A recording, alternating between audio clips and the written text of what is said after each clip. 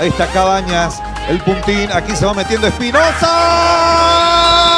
¿Penal o no? Penal, sí, penal, porque aquí, allá Rosa le queda a Wilma. Viene el disparo.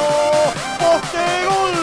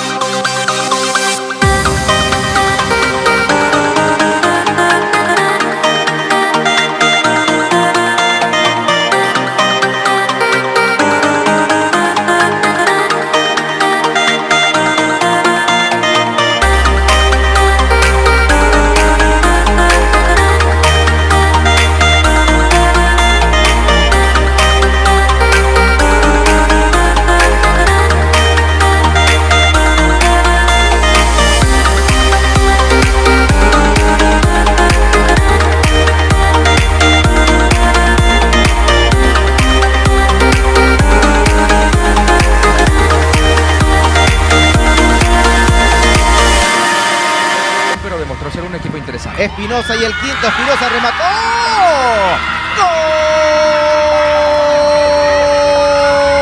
¡Gol de Wilma! ¡Gol de Guaraní!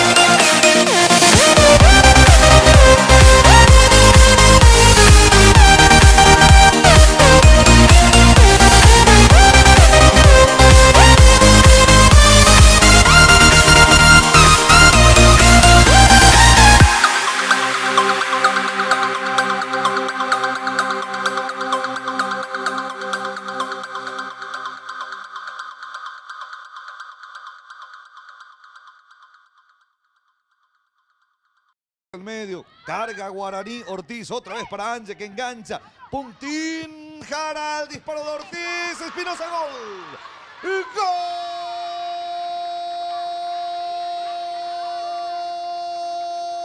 Guaraní, señoras y señores, serie de remate hacia el arco de Ortiz, hacia el pórtico de Trinidense, no hubo un despeje claro y entonces aprovecha la situación Alice Espinosa.